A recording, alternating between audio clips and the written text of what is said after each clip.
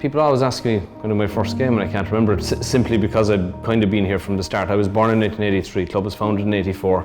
My father was one of the founding members of the club, so from the early days in Flower Lodge I was there in my buggy, albeit I don't remember it. I'm looking after the kit for the senior team. This is my 6th season doing it.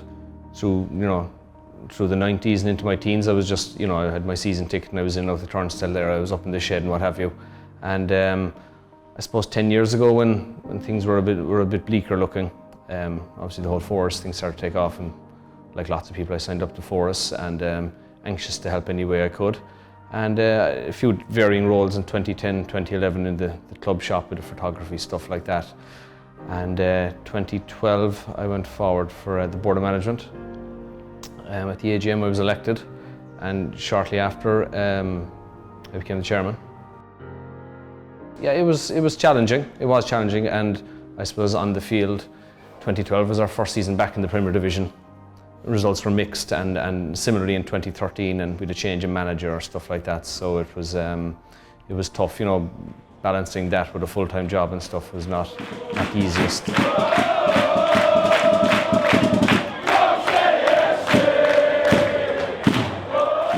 Towards the end of 2013, we were up in Drogheda, and I was just helping Jerry Harris.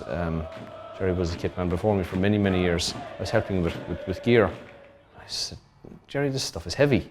He said, it's heavy enough. And I went, Jerry at that stage was in his early 70s. I said, he shouldn't be pulling the, so I was thinking about it, and I've always had an interest in football shirts and stuff. So I kind of said, look, Jerry, if you want to step aside, I said, I'm happy to, I'm stepping away from the chair, albeit I had a bit of time to run on the Board of Management at the time, which I was able to dovetail with this.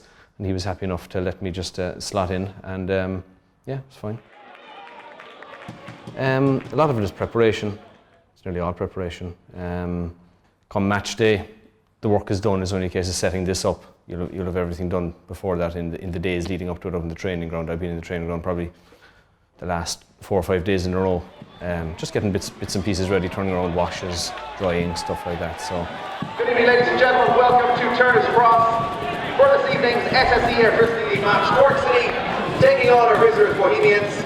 I was looking at the lads from Air Sports setting up their stuff outside for the match being televised tonight, and I actually said to one of them, I said, you sit at home and you watch a match and you take for granted the work that they've put in the hours beforehand, and mine is probably similar.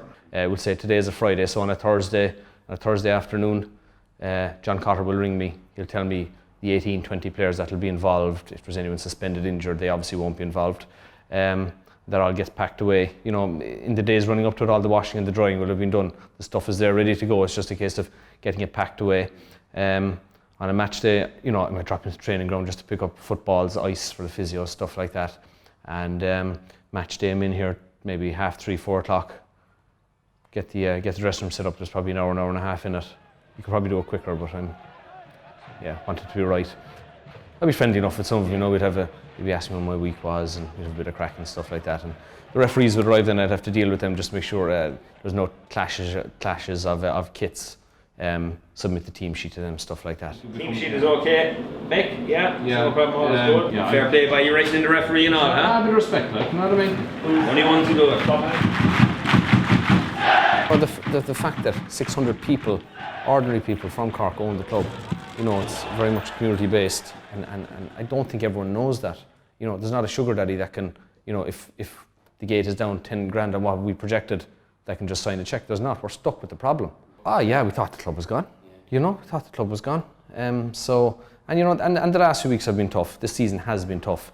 I always say that the bad days make the good days even better. And look, a club this size will persevere. We've been, the last few years have been fantastic. I suppose if you look at it, this time last year, we played Legia Warsaw here in the Champions League. A mere 7-8 years after setting the whole thing up. We went to Derry in 2010 with 13 players, and I was nearly one of them. A few days before, I got a call asking me was a registered player to anyone, and I wasn't. I had stopped playing football. Yeah, we might need you to sit on the bench in Derry.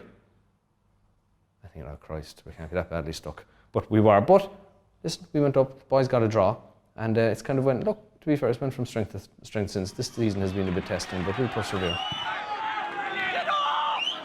And I suppose even for me, at the end of the day, just an ordinary supporter. I just happen to be in here doing a job. So sometimes do defeats hurt me a bit more? Yeah, maybe they do. I don't know. Not saying they don't hurt everyone else, but yeah, you know, football is a lot to me. So when you see the players go out on the pitch, and there's a friend of mine used to always say to me growing up, if you look well, you play well.